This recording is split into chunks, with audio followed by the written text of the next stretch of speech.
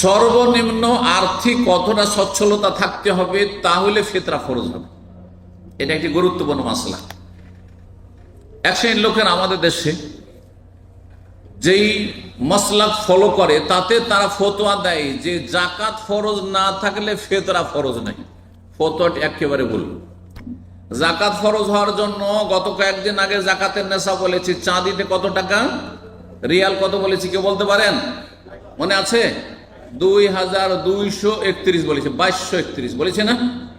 2231 টাকা রিয়াল হলে তার মানে মোটামুটি 73-74 হাজার বাংলাদেশি টাকা হলে কি ফরজ হবে?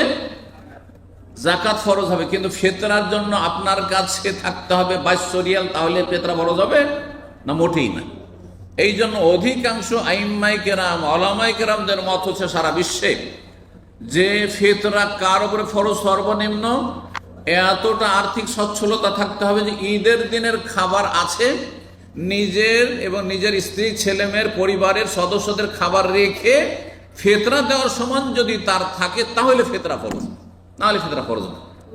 অর্থাৎ কারো কাছে ধরেন একদিনের শুধু খাবার আছে, এত নিহাত গরিব যে শুধু ঈদের দিনের খাবারের ব্যবস্থা আছে, তাই ঈদের দিনে তার 5 কিলো চাউল লাগবে, বা 5 কিলো কিছু লাগবে, খাবার দাবার খাদ্যদ্রব্য লাগবে, গম লাগবে, আটা লাগবে, তার 5 কিলো আছে বা 3 কিলো আছে, তাহলে আর ফিতরা ফরজ নাই। কিন্তু ঈদের দিন খেয়ে দিয়ে তারপরে ফিতরা দেওয়ার মতো তার কাছে আছে, একসাথে 3 কেজি চাউল দিতে পারবে নিজের মাথা প্রতি, তারপরে স্ত্রীরও হয়তো দিতে পারবে, যতটা দিতে পারবে ততটা ফরজ। বোঝা গেছে না?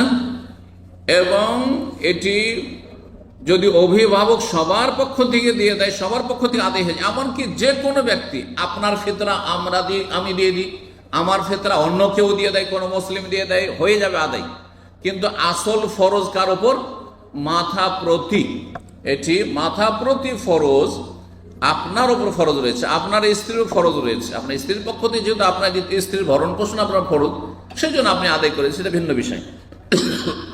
এইরকমই ছেলেরা বড় হয়ে গেছে, স্বাবলম্বী হয়ে গেছে, একই অন্য হয়তো খাওয়া দাওয়া করছে, আমাদের দেশে যেমন থাকে জয়েন্ট ফ্যামিলিতে, কিন্তু সে ইনকাম করছে, তাহলে তার উপরে ফরজ, তার বাবার ফরজ নাই। কিন্তু বাবা যদি বড় সাবালক ছেলে মেয়ে যারা ইনকাম করছে, তাদের আয় ইনকাম তারপরও দিয়ে দিচ্ছে, যে সবার পক্ষ দিয়ে দিলাম, কোনো অসুবিধা নেই।